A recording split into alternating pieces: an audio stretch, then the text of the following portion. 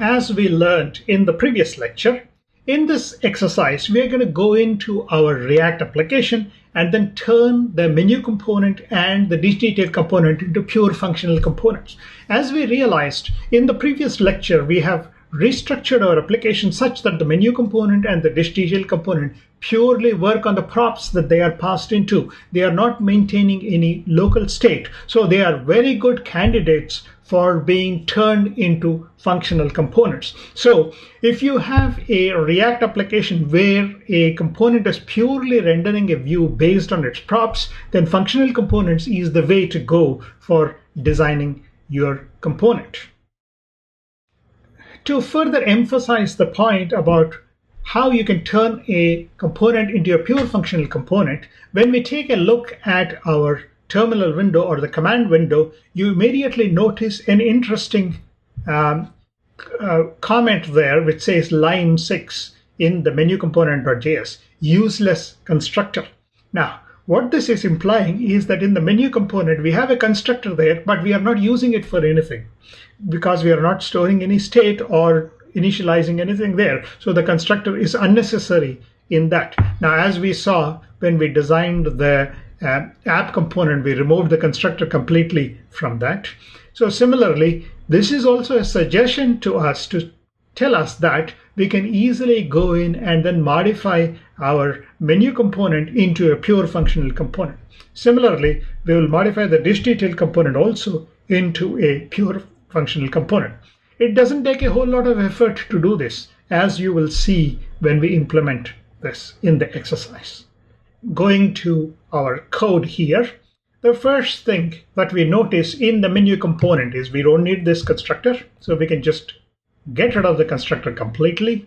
Furthermore, we can easily restructure this code into functional components. Not only that, we realize that all this part of the code which is rendering this card here can be pulled out into its own functional component and implemented here. So what I'm going to do is, since I am no longer going to implement this as a class component, I'm going to remove that first, and then furthermore, that is no longer necessary.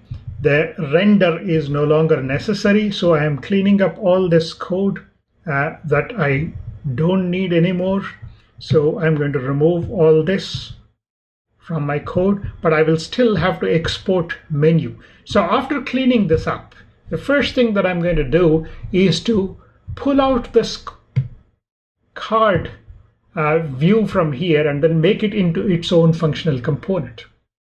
So we will define a functional component here as shown here. We'll say function render menu item. And then inside here, we will receive props as the parameter here. Now, this is one way of implementing it.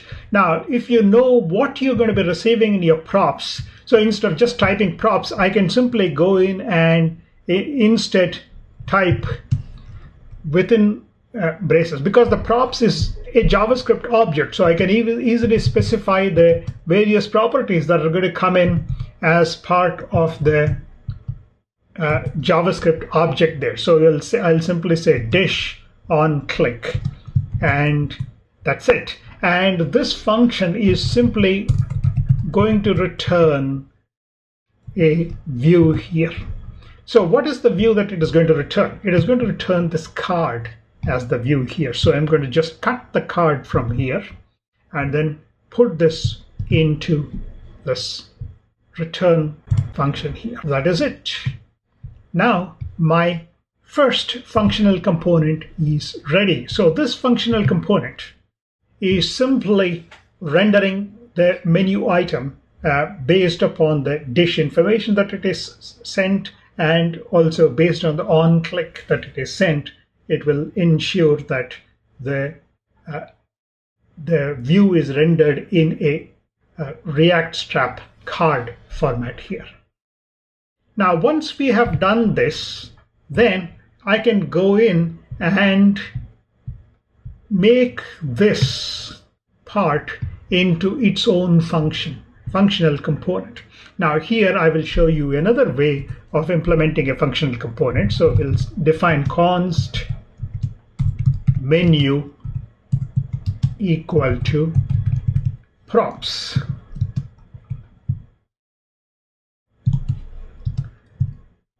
And in here, this is another way of implementing a functional component. So here I am using an arrow function from ES6 to define this. So this is the parameter that is going to be received, the props parameter. I could easily rewrite this as function like this here. I can say function menu within brackets props, but I'm just showing you two different ways of implementing the same thing. Now in there, all I need to do is take this whole code that we have here and then move that into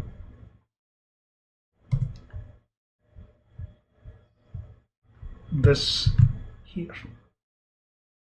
So now my const menu props, this function is going to return the menu, and inside here, now this is where I am iterating over all the items. So here I'm going to make use of the render menu item functional component that I have just implemented up here. And the render menu item takes two parameters. So it takes the parameters dish, which is the dish that is received here. So this dish, and then the second parameter is on click, which is nothing but props on click. So the on click, which was sent in by the main component, that I am passing in to the render menu component as the function here. So I'm just passing in the function from here into the render menu item component. With this change, I am now making use of the render menu item functional component to construct the view for each dish, and this in turn is inside this div, which is going to construct a list of all the dishes, and then that I am now making use of within here to render the menu item. So no further changes to this here. This remains as such. So with this simple rearrangement, I have taken my menu component and turned it into a purely functional component. Now within the menu component, one more change that we need to do is to change this to const menu props.dishes.map, because it is not this dot props. So this props is coming in as the parameter for this function. So this should be props.dishes.map rather than this dot props.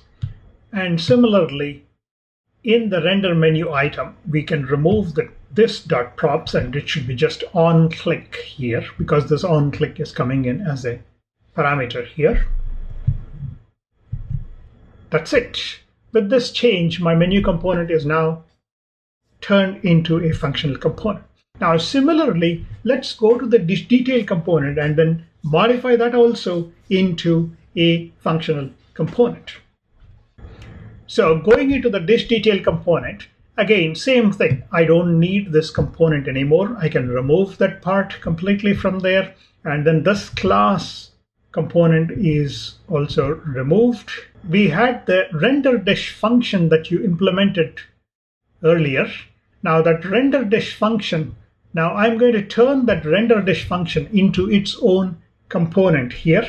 So I will simply rename that as function render dish with a capital R. Remember that user-defined components always start with capital letters. So this basically turns this function that we had here in the class component into its own functional component. But when we do this, the render dish no longer gets the dish here. Instead, it'll get the dish in the form of props here. So I'm going to enclose that within braces to turn that into, since my props will only receive one property in the props object, so I'm just extracting it out right there by simply defining that parameter as an object which contains dish here. Similarly, going to the render comments component, the render comments component also, I'm going to turn that parameter into comments, and then I'll turn this also into a functional parameter with a capital R, render comments, and that's it. So now we have two functions here, function components, render dish and render comments. Going down into my code here, I will simply remove this render function and then turn this into a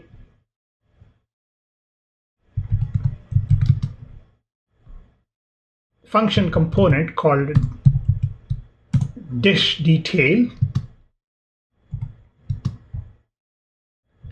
Again, notice how I am changing this into a functional component. Now, once I change that into a functional component, in here, I have to turn this into a call to the functions. So to the functional component, so we'll say render dish, and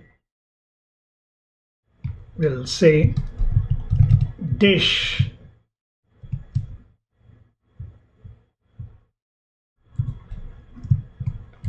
props dish here. And similarly, the next line, we just turn that into render comments,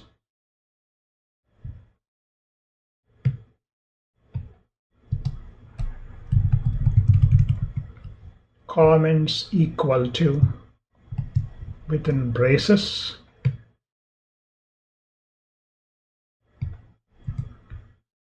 props dish comments. That is it. With these changes, both my dish detail component and the menu component are now updated to be functional components. Also, this should be just props.dish rather than this.props.dish, because props is coming in as the parameter here. Let's save the changes and go and take a look at this in the browser. Going to the browser, you can now see that our application is rendering just as before. When I click on an item, then the details of that item are displayed down below here, just like before. So by turning our menu component and dish detail component into functional components, we have not changed any of the functionality of our application. Our application behaves exactly like before, but we see that we have a simpler way of implementing the functional components. With this, we complete this exercise. In this exercise, we have learned how to define functional components and then modified our React application to make use of functional components. This is a good time for you to do a git commit with the message functional components.